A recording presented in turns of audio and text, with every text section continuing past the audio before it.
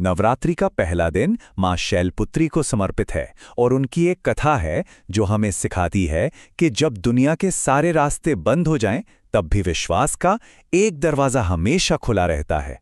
चलिए आज उसी दिव्य कथा को सुनते हैं। कहानी की शुरुआत होती है माधव नाम के एक इंसान से, जिसकी जिंदगी मानो मुश्किलों का एक समंदर थी। बस ये एक लाइन माधव के पूरे जीवन का दर्द बयां कर देती है और हमें सीधा उसकी दुनिया में ले जाती है। कहानी है शांतिपुर गांव की। नाम था शांतिपुर, पर वहां शांति का दूर दूर तक कोई लेना देना नहीं था। इसी गांव में रहता था माधव, एक खेतीहर मजदूर जिसकी जिंदगी में हर सुबह एक नई चुनौती लेकर आती थी। माधव का जो संघर्ष था वो शायद हम सोच भी नहीं सकते। उसकी पूरी दुनिया एक छोटी सी टूटी फूटी झोपड़ी में सिमटी थी, जिसकी छत टपकती थी।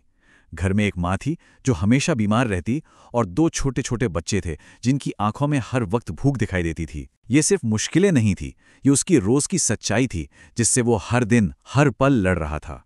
तो सवाल ये है कि जब हालात इतने बिगड़ जाएं कि कोई उम्मीद ही ना बचे, तो इंसान करे तो क्या करे, कहाँ जाए? माधव के लिए ये सिर्फ एक सवाल नहीं था, बल्कि जिंदगी का वो मोड़ था जहां उसे एक बहुत बड़ा फैसला लेना था। और इसी गहरी निराशा के बीच माधव ने एक कठोर फैसला लिया। उसने अपनी पत्नी राधा की चिंताओं को दरकिनार करते हुए नवरात्रि में मां शैलपुत्री के लिए 9 दिनों का अखंड उपवास रखने का संकल्प ले लिया। माधव के ये शब्द उसकी हालत और उसके विश्वास दोनों को दिखाते हैं। मतलब साफ था, जब दुनिया से उसे कोई उम्मीद नहीं मिली तो उसने अपना सब कुछ भगवान को सौंप दिया। ये व्रत अब सिर्फ कोई पूजा पाठ नहीं था, ये उसकी आखिरी एकमात्र उम्मीद थी। पर भक्ति की राहें इतनी आसान कहाँ होती हैं? माधव का ये व्रत असल में एक बहुत कठिन परीक्षा बनने वाला था। एक ऐसी अग्नि परीक्षा जो उसके विश्वास को, उसकी हिम्मत को हर तरह से परखने वाली थी। और बस यहीं से माधव की असली परीक्षा शुरू होती है। एक के बाद एक मुश्किलें किसी तूफान की तरह उसकी जिंदगी में आने लगीं। पहले तो भूख ने उसे तोड़ने की कोशिश की, फिर उसकी मां की हालत और ज्यादा बिगड़ गई, और आखिर में जो थोड़ा बहुत काम था वो भी हाथ से चला गया। ये सिर्फ बुरा वक्त नहीं था, ये उसके सब्र का इम्तिहान था।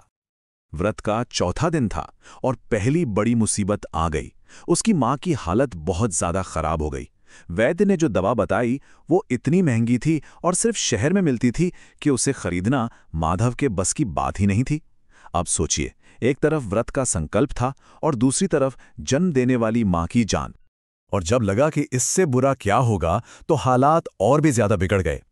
सूखे की वजह से खेतों में फसलें बर्बाद हो गईं और जमींदार ने माधव को काम से निकाल दिया।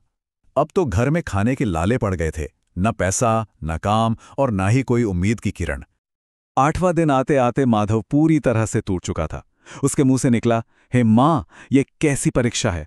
ये सिर्फ एक सवाल नहीं था, ये एक भक्त की चीह थी, एक ऐसी पुकार थी जिसका विश्वास अब डगमगा रहा था। उसे लग रहा था कि शायद उसकी भक्ति में ही कोई कमी रह गई है। और बिल्कुल उसी पल, जब वो हिम्मत हारने ही वाला था, जब उसे लगा कि अब सब खत्म हो गया, उसे अपनी मां की कही एक बात याद आई कि जब सब दरवाजे बंद हो जाएं, तो सिर्फ ईश्वर का दरवाजा खुला रहता है। बस यही वो पल था जो उसके संघर्ष का टर्निंग पॉइंट बना। और जानते हैं क्या हुआ? जब माधव ने अपनी बची खुची हिम्मत से भी विश्वास को नहीं छोड़ा, तो 9वें दिन एक चमत्कार हुआ। उसकी अटूट भक्ति का जवाब उसे मिला और कहानी का रुख ही पलट गया। अचानक घोर अंधेरे और निराशा के बीच उसकी झोपड़ी एक अलौकिक रोशनी से भर गई और उस रोशनी में स्वयं मां शैलपुत्री प्रकट हुई। उनका चेहरा चांद की तरह शांत था और उन्होंने सफेद वस्त्र पहने हुए थे। मां का वो रूप माधव के हर दुख, हर तकलीफ पर मरहम जैसा था। मां के ये शब्द माधव के हर दर्द, हर आंसू और हर प्रार्थना का जवाब थे।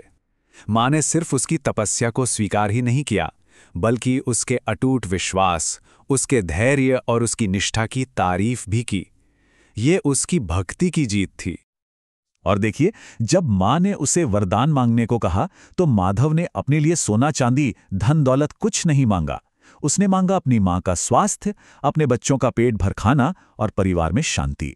और सबसे बढ़कर उसने सिर्फ अपने लिए नहीं, बल्कि दुनिया के हर दुखी इंसान के लिए आशीर्वाद मांगा।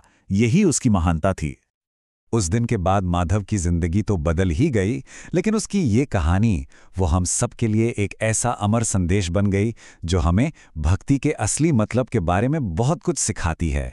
तो इस कहानी से हमें क्या सीखने को मिलता है?